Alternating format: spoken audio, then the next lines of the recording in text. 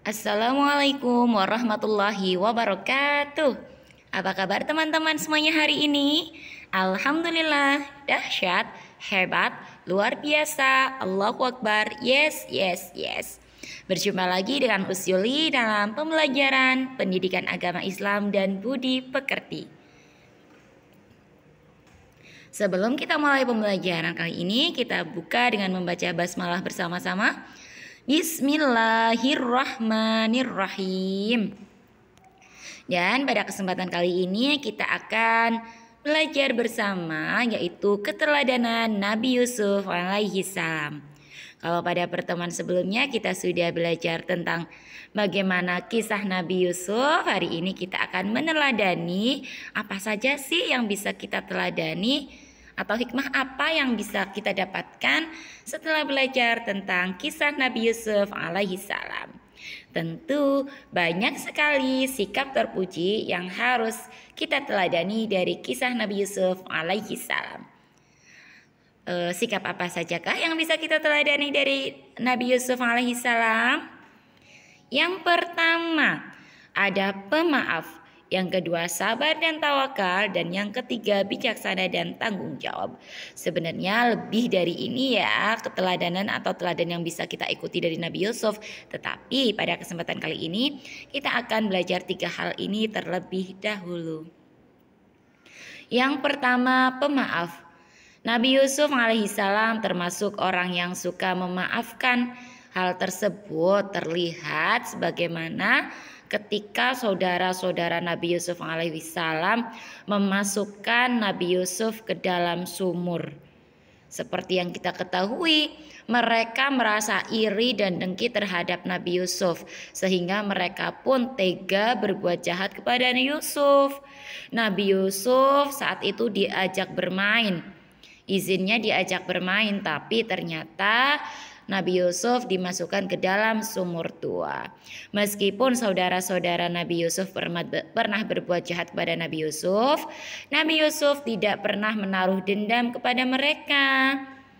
Tapi Nabi Yusuf senantiasa memaafkan mereka.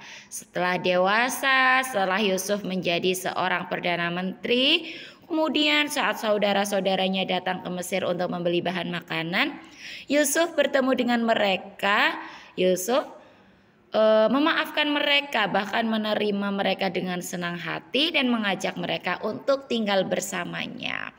Itu salah satu bukti bahwa Nabi Yusuf adalah seseorang yang memiliki sifat pemaaf dan tidak mendendam. Nah, memaafkan itu adalah merupakan sifat yang mulia yang harus dimiliki oleh seorang muslim. Sikap pemaaf nantinya akan menghindarkan kita dari sikap iri dan dengki. Dan orang yang pemaaf akan memiliki banyak sahabat. Dan Allah juga mencintai orang-orang yang suka memaafkan. Namanya manusia. Setiap orang pasti pernah berbuat salah, termasuk kita. Tapi Allah menganjurkan kepada kita agar kita segera meminta maaf apabila telah berbuat kesalahan. Dan orang yang baik itu adalah orang yang tidak menunda meminta maaf. Sedangkan orang yang paling baik adalah orang yang suka memaafkan kesalahan orang lain.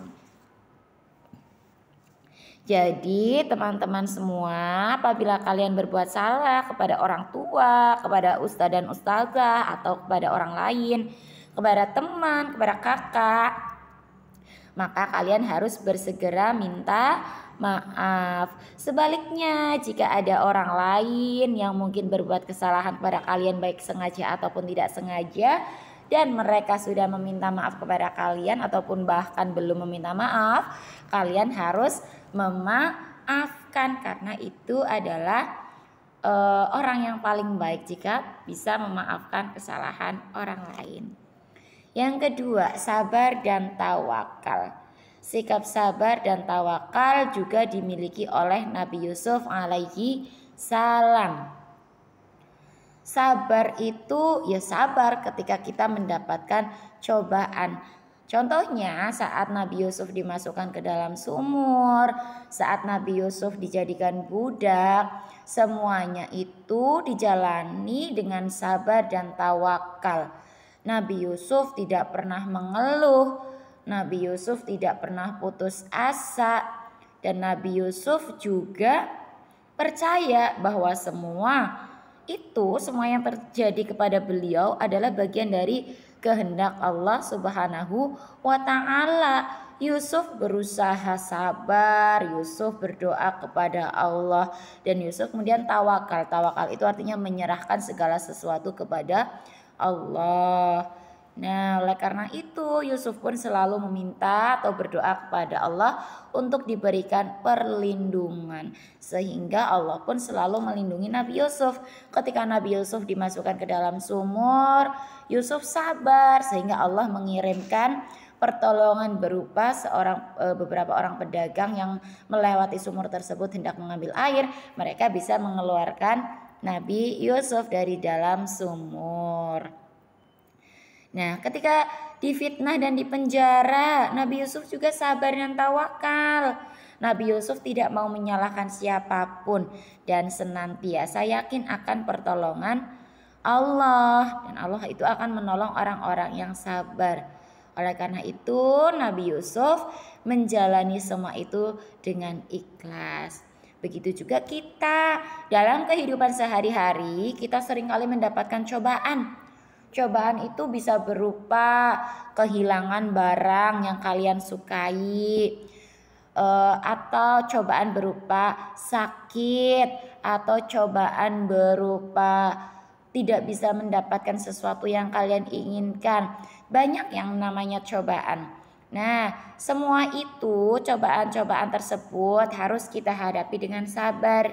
Sabar itu artinya tidak mengeluh atau tidak menangis ya, apalagi kalau anak-anak. Jadi kalian itu harus sabar dan tidak mudah menangis ketika mendapatkan cobaan dari Allah Subhanahu wa taala.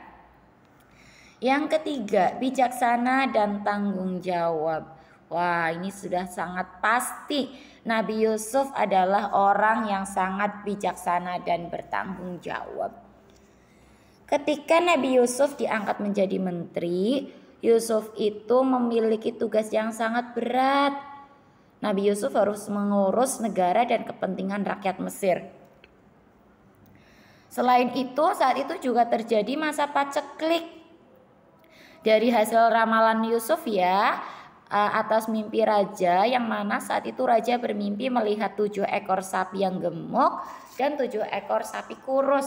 Tapi tiba-tiba 7 ekor sapi yang kurus itu memakan 7 ekor sapi yang gemuk. Menurut Nabi Yusuf itu artinya masyarakat Mesir akan mendapatkan kemakmuran selama 7 tahun. Kemudian ada masa paceklik juga selama 7 tahun.